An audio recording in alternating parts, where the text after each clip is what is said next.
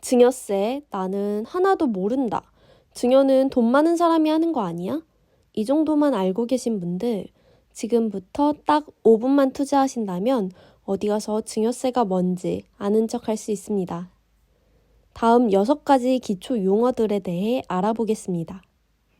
먼저 증여세 정의를 볼게요.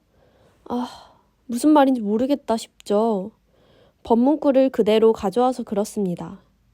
여기서는 분홍색 하이라이트 부분만 보시면 됩니다. 명칭, 형식 등과 관계없이 무상으로 타인의 재산 가치를 증가시키는 것을 증여라고 합니다. 쉽게 말해서 돈을 받지 않고 넘기는 모든 재산을 의미합니다. 그림으로 보면 이렇습니다.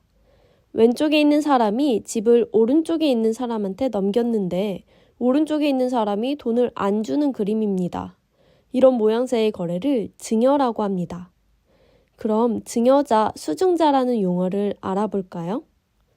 증여자는 자산을 무상으로 주는 사람, 그림에서 왼쪽에 있는 사람이고요.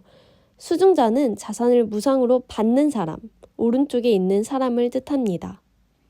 여기서 증여자는 통상 부모가 대부분이고요. 수증자는 자녀가 대부분입니다. 다른 경우도 있긴 하지만 우린 왕초보 과정이니 증여자는 부모, 수증자는 자녀, 이렇게 이해하고 넘어가겠습니다.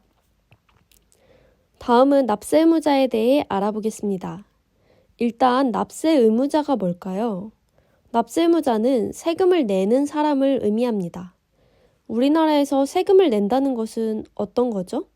어떤 경로든 간에 이익이 있었다는 뜻입니다. 수익이 있는 곳엔 항상 세금이 따라다니게 됩니다. 증여의 경우에는 이익을 본 수증자, 즉 자녀가 납세 의무자가 됩니다.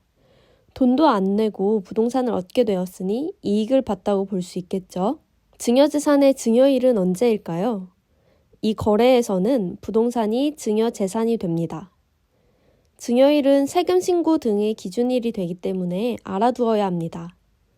부동산 등 등기가 필요한 자산은 소유권 이전 등기 신청서 접수일이 증여일이 됩니다. 주식의 경우에는 주식의 인도일이 증여일이 됩니다. 다음은 신고 납부 기한입니다. 법 문구는 재산을 증여받은 날이 속하는 달의 말일부터 3개월 이내라고 적혀져 있습니다. 한국말인데 참 어렵죠? 법 문구는 이런 식으로 써진 게 정말 많습니다. 아래 예시를 보면 쉽게 이해할 수 있습니다. 2025년 2월 15일에 증여를 받았다고 가정해 보겠습니다. 요게 법문구에서 말하는 증여받은 날입니다. 이날이 속하는 달의 말일은 언제일까요? 2월이 속하는 달의 말일이니 2월 28일입니다. 2월 28일부터 3개월 이내이니 3월 말, 4월 말, 5월 말이 3개월이 되는 날입니다. 따라서 2025년 5월 31일이 신고 및 납부기한이 됩니다. 이날까지 증여세 신고를 마무리하고 세금도 내야 합니다. 다음은 가장 어려운 세액 계산 방법에 대해 알아보겠습니다. 여기는 새로운 용어가 엄청 많이 나옵니다. 증여재산 가액부터 납부세액까지 죄다 처음 들어보는 말만 한가득입니다. 용어들을 하나씩 정리해 볼게요. 먼저 증여재산 가액은 증여한 재산이 얼마짜리인지를 적는 부분입니다. 증여일 현재의 시가로 평가한다고 되어 있는데요. 시장에서 거래되는 가격을 적는다라고 보면 됩니다. 채무액은 증여재산에 담보된 채무인수액입니다. 예를 들어 전세보증금이나 금융기관 채무 등을 의미합니다. 아파트를 증여하는데 세를 끼고 있다거나 주택담보대출을 받은 금액을 같이 넘긴다거나 하는 경우가 여기에 해당됩니다. 채무는 이익이 아니다 보니 증여세 계산 시 차감해 줍니다. 자, 여기서부터는 조금씩 어려워집니다. 사전적 의미는 증여일 전 동일인으로부터 10년 이내에 증여받은 재산입니다. 이게 무슨 뜻일까요? 증여세는 누진세율이다 보니 1억씩 10번 주는 것보다 10억을 한 번에 주는 경우 세금이 훨씬 많이 나옵니다. 간단히 예를 들어 계산해 볼게요. 1억씩 10번을 주게 되면 세금이 총 1억이 나옵니다.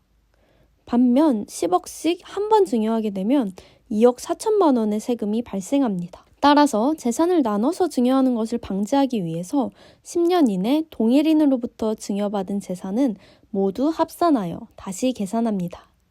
여기서 주의할 점은 배우자는 동일인으로 본다는 것입니다. 다시 말해 아빠가 1억을 주고 엄마가 1억을 주는 것은 같은 사람이 2억을 주는 것으로 본다는 것입니다. 할아버지, 할머니도 마찬가지입니다. 증여재산 공제는 이 정도까지 주는 건 인정해 줄게 라고 정해놓은 금액입니다. 중요 포인트는 그룹별 그리고 10년간입니다. 4개의 그룹이 있는데요. 배우자, 직계존속, 직계비속, 기타 친족 이렇게 구분됩니다. 그룹별로 10년 동안 해당 금액만큼 재산을 줄 수 있다라고 인정해 주는 것입니다. 다만 미성년자인 자녀가 부모에게 재산을 증여받을 경우는 2천만 원으로 한도가 내려갑니다. 기타 친족에는 장인 장모, 시부 시모, 며느리 사위 등이 포함됩니다. 여기까지 계산하셨다면 증여세 과세표준이 나옵니다. 과세표준은 세액계산의 기본 단위라고 볼 수 있는데요. 세율을 곱할 수 있는 금액이 바로 과세표준입니다. 다음은 세율입니다. 증여세율은 10에서 50%의 누진세율이 적용됩니다. 이런 표 다들 많이 보셨을 거예요. 우리가 흔히 알고 있는 종합소득세율도 이런 구조로 되어 있습니다. 과세표준, 세율, 누진공제액을 확인할 수 있습니다. 국세청 홈페이지에 있는 세율 적용 방법 예시를 가져왔습니다. 먼저 과세표준이 어느 세율 구간에 있는지 확인합니다. 3천만 원이니까 두 번째 줄에 있는 15%겠죠? 세율을 곱하고 누진공제 금액을 빼줍니다. 그럼 세액이 산출됩니다. 증여세 산출세액으로 다시 계산해 볼까요? 과세표준이 12억 원인 주택 증여세를 계산해 볼게요. 증여세율은 10에서 50%, 과세표준이 12억 원인 구간은 30억 원 이하인 40%죠. 이 세율과 누진 공제액을 사용하여 계산하면 이렇게 계산됩니다. 간단하죠? 다음은 산출세액에서 빼주는 세액공제입니다. 세액공제는 대표적으로 신고세액공제가 있습니다. 직접 신고를 할 경우 3%의 세액을 공제해주는 것입니다. 산출세액에서 세액공제 금액을 빼주면 드디어 납부해야 할 세액 금액이 산출됩니다. 여기까지 따라오신 분들 혹시 계신가요? 정말 고생 많으셨어요. 혹시 궁금하신 사항 있으시면 주저 말고 댓글 달아주세요. 도움 되셨다면 좋아요도 부탁드릴게요. 감사합니다.